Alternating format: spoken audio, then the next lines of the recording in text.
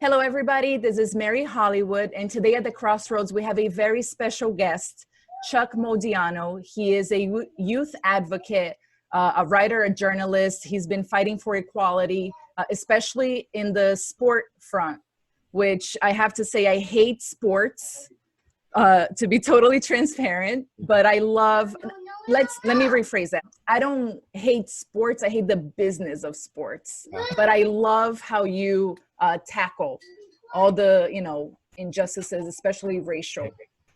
We had a horrific week.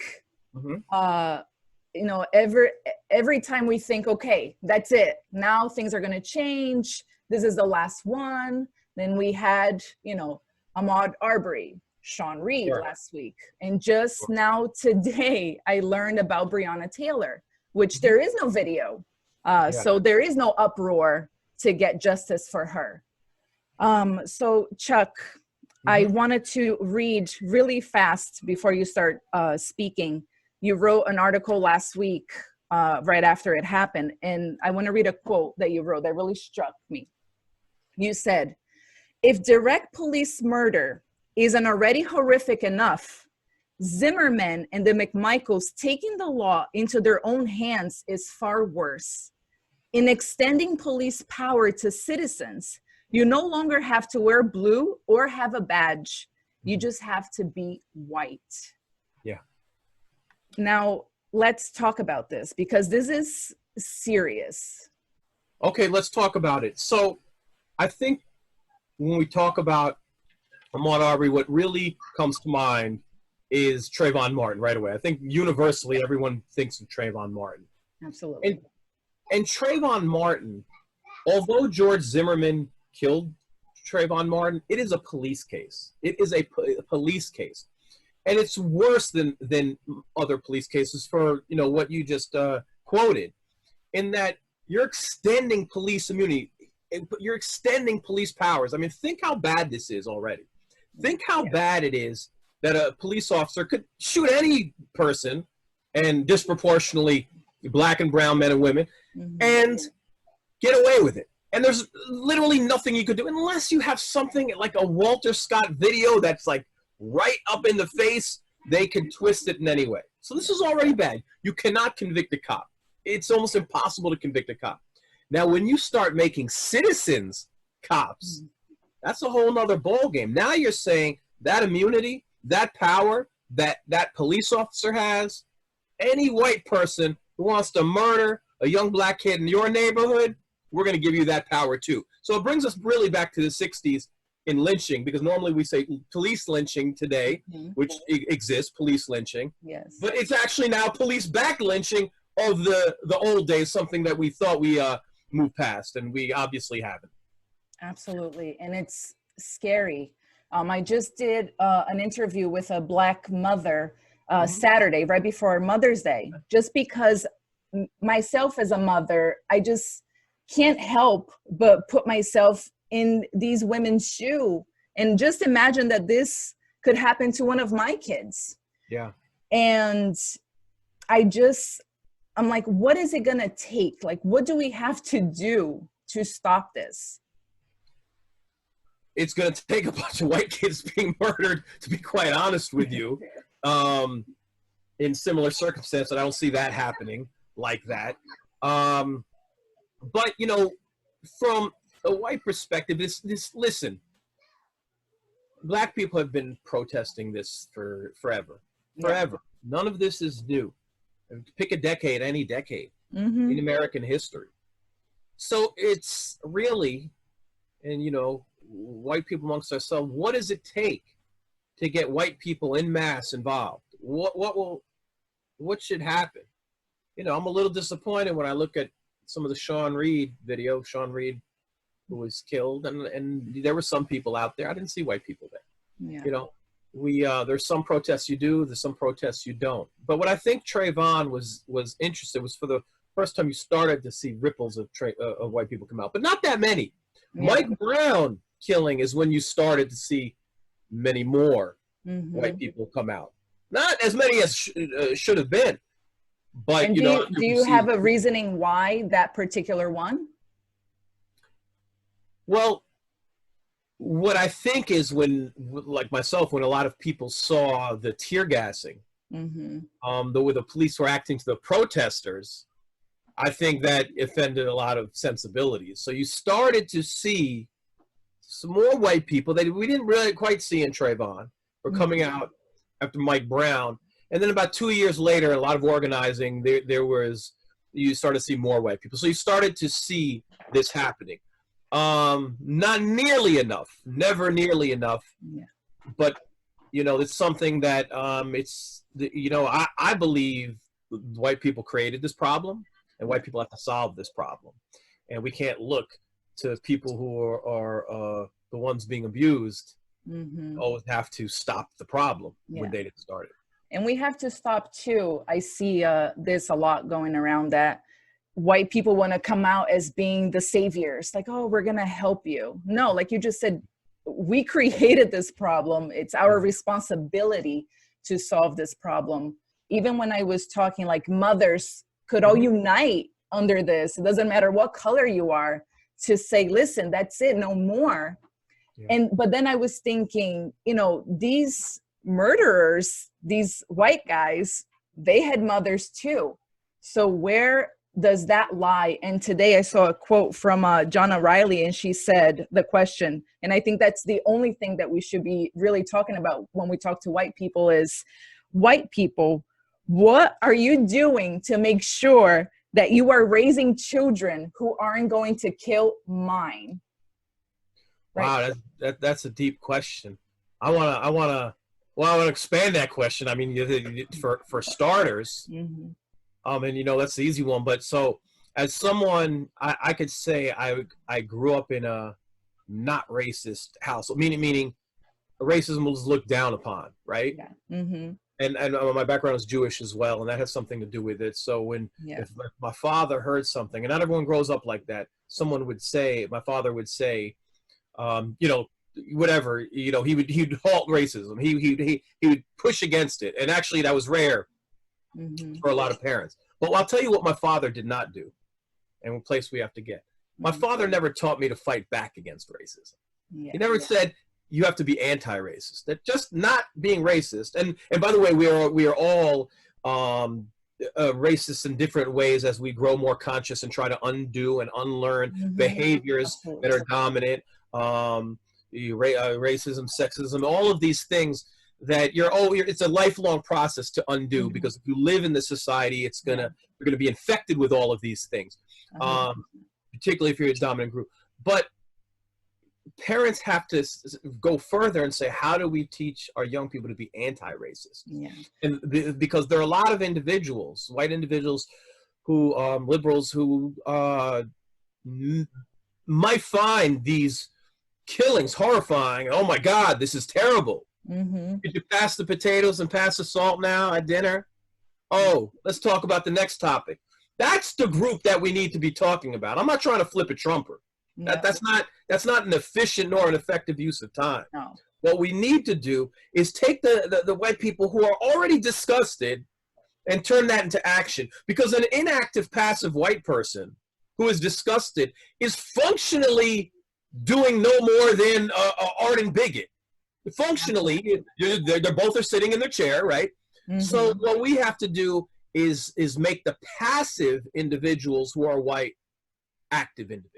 It's so interesting that you're saying this, because this is something that I learned this past year from Marianne Williamson. She obviously, we all support reparations, and that's a huge. She was an incredibly loud voice on reparations, no question about it. And she said, she actually learned this from a book that she read, which I can't remember right now, but I'll look it up and I'll put it here when I edit the video. She said, we have to go from being anti-slavery to being an abolitionist. And that is exactly what you're saying. Being anti-slavery, it's great, it's nice that you feel bad and you don't like these things, but being anti-slavery wouldn't have freed one slave back then. Just like now, us being disgusted by this and doing nothing is also not going to alter anything in these people's lives. So we really have to take it to that next level in terms of, like you said, put action behind our words. Right. That's an interesting, you know, anti-slavery abolitionist. As you were speaking, I thought of this anecdote. If you didn't see the movie, really don't worry about it. It was a parody. It's called Lincoln the Vampire Slayer. It's really not like a serious movie. Okay, right? I never saw it. But there's this little anecdote where they have the young Abraham Lincoln when he's shaking hands. I don't know if it's Stephen Douglas, someone else, and he said, "What is your position on slavery?" He's like, "Yeah, I think slavery's bad," or something like that. And the other person shakes his hand and said, "Well, you know, I couldn't disagree more." And then they go out and like have some tea or something like that, right? And it's like, you know, you can disagree. These aren't intellectual differences. If you disagree on basic human rights, then what are you doing? What are you doing? I don't care if somebody today is against police brutality. I want to know what you're doing. And you have to understand something. I'm a New Yorker. And one thing that bothers me about New York is, you know, I remember when Trayvon came out and a lot of the news came out. It was like, oh, the Sanford police, oh my God, they're crazy down there. Oh, that's stand your ground law. And don't get me wrong, they're not wrong. They're right. And these are white New Yorkers I'm talking about. And I heard this a lot. Oh my God, in Ferguson, oh my God, is the white liberal point of view. Oh my God, you're not wrong. But none of those people are fighting the NYPD.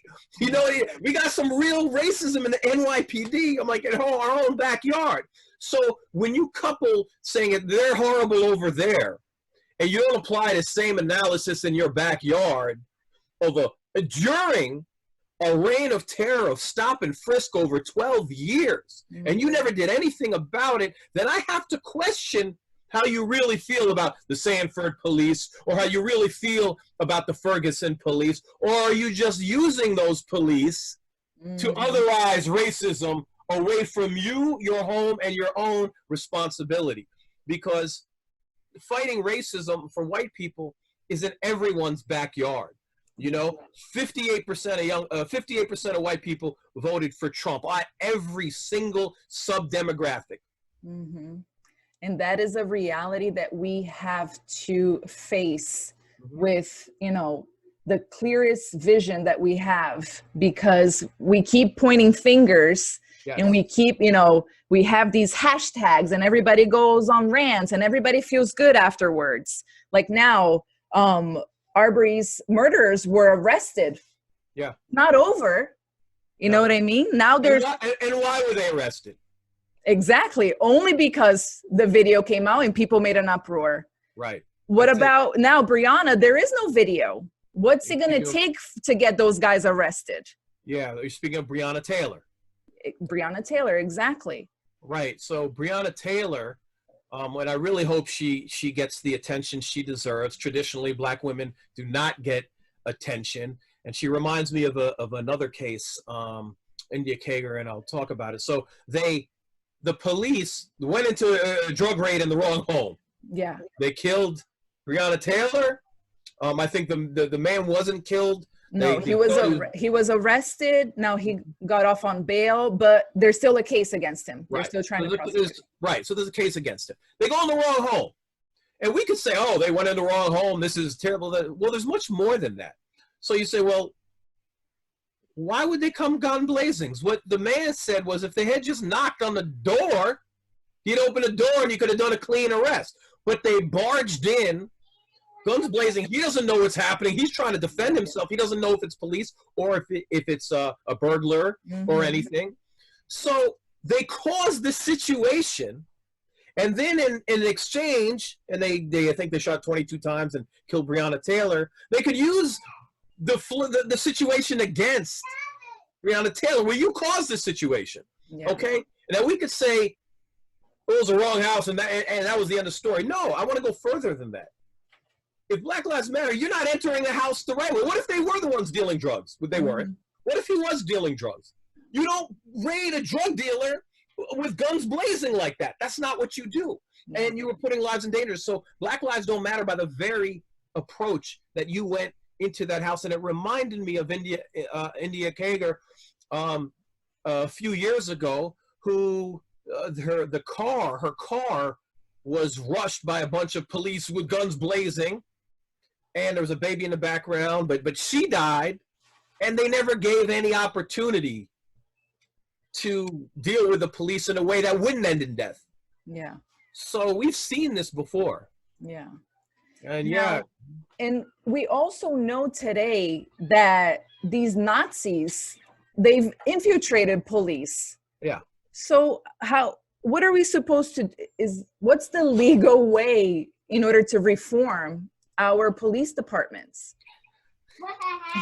I mean, you're talking to a police abolitionist right now, just so you know. I wasn't always a police abolitionist. I used to be a police reformist. No one starts out as a police abolitionist. You don't like, right. Hey, yeah. I'm really into community policing. Yeah, certainly a community policing, and but you know, they're after Ferguson, they're a place like We Cop Watch, and that you know, so we're going to do a better job. We care about the community. Mm-hmm. And, you know, I don't want to get into all the intricacies of police abolitions, but I don't believe police could be reformed. And at the same time, I found myself, I fight for reforms because even the mildest of tinkering still affects human lives and still affects life and death for a few people. So you find yourself in this space that even though you realize police can't be reformed, you still kind of sort of fight for them in the interim. And the reason they can't be reformed is because the whole system is so corrupt. You have a system where police, the quote unquote good cops, as they say, are protecting the bad cops, okay? Yeah. Which by my definition doesn't make them good. You know, now, I'm an educator, right? And I've spent time as an educator. If a colleague of mine, I learned that they were a child molester, for instance. And I had this knowledge, and I said nothing, and I did nothing. I said, well, I'm a good teacher. I don't molest children.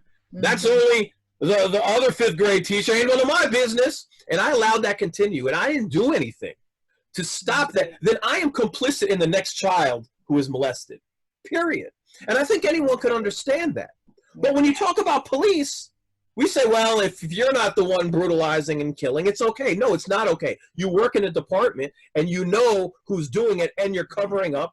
I mean, and often, you know, under very threatening circumstances, I do want to say that the whistleblowers got a lot to think about. But then, but you have the capability to leave the force, and there have been some police who have left the force. You can do that. You can blow whistles. There has been that. So you have a corrupt system to the core, and I didn't even get to the DAs, and I didn't even get to the judges. It is corrupt to the core. You can't reform that. And then the white supremacist infiltration that you speak about is well documented. Yeah. So, I mean, it's almost as if we keep trying to do this peacefully, but unless something meaningful happens, I'm afraid that, like you said, it's going to take a lot of white people dying. We don't want that to happen, but if we don't want that to happen, then we have to step up to a level that we haven't stepped up before. Chuck, go ahead. No, you go ahead. So you're going to say something. No, I was going to say where we can find your work. So I'm a sports writer at Deadspin. You can find my work there. I write about the intersection of sports and justice, all types of justice issues. So I usually write through a sports lens. Which I think honestly is brilliant, because all these guys that need to be exposed to this and usually will ignore it from like the media front, they get it through you.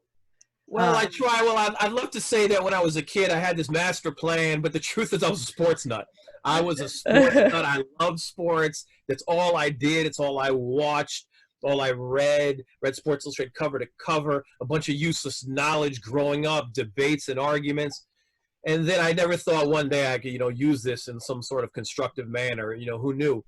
But, you know, what happens is, you know, sports, it's not the most progressive sphere in the world, all right? No, it's not at all. It's a bastion of white male bigotry, patriarchy. It's not a good place to be in. So you know, I'm not necessarily having the highest level of discussion. I'm often trying to penetrate spaces full of Trumpers even. Not that that's my audience, but that's the sports audience. And you can't let the narratives that are going on in sports media die. So that's where I ended up. And here's the problem. If you're a sports fan, at some point you grow up and you see the hypocrisy of what you love. I love these games. You know what I mean? I love basketball. I love the game of basketball. I love the game of baseball. But how can I run away from all that's bad, all that's oppressive in that, even in those games? And then at some point, if you say I'm going to love it, well, if I'm going to love it, and then I have to confront that's what's bad. That's the package deal. Absolutely. So that's sort of how I ended up in that space. That's awesome. I love that. And it's interesting because, you know, a lot of people will argue that sports are the great equalizers, right? You get the best. And so how can you support that and not support that off the field? Right. And that's a great way to put it. I mean, it's BS. It's a fantasy. And I'll explain to you how it's a fantasy, in that if Black Lives Matter on the field, why don't Black Lives Matter off the field? When Kaepernick took a knee against police brutality, we really only saw like one player, I think it was Travis Kelce for a quick moment, took a knee. We only saw really one or two players speak out in support and positive. Chris Long comes to mind. He was very supportive. He was an ally and had some very positive things to say. One? Really? Two? What are we talking about here? In the entire NFL? Is it really a brotherhood? Really? No, I don't think it is. Because when it comes to get your teammates back, where are you? You know, so you see some exceptions. You saw some NBA coaches who showed some solidarity. But I'd have to say, you know, the history of the white male athlete has been in activism is pretty pathetic. It's just not a lot of history to pull from. You know, a couple guys in the 60s. You know, the white person who's come out now, you know, guns blazing, is Megan Rapinoe, and she's been tremendous. You're just not going to see it that much from the white male athlete. Yeah. All right. Well, let's all demand everyone to step up. Thank you so much for all the work that you do. Keep doing whatever. Sorry about the dark background. I really want to say I'm sorry. I'm this first one I did it this hour. I didn't realize it would be so dark. No, that's okay. Don't worry. Here, my whole thing here is I'm very poor. I'm in a difficult situation, and I don't see anybody like me doing these things. So I said, I'm going to do it. Yeah. So I do however it is that I can. My kids are here, and I don't have anything fancy, but it's the message, and it's me trying to tell regular people that you can do it too. Like, it's a people-powered movement that's going to change things. It's not going to be necessarily political. We're the ones that have to drive the change. So I appreciate you so much, somebody like you, to give me the opportunity to have you on. Thank you so much. I appreciate the invite. I thank you. Of course. And I'll see you out there on the trenches. Sounds good. Thank you so much, Chuck. See ya. Thank you. Bye-bye. Bye. It's getting better every day, and the palm trees sway.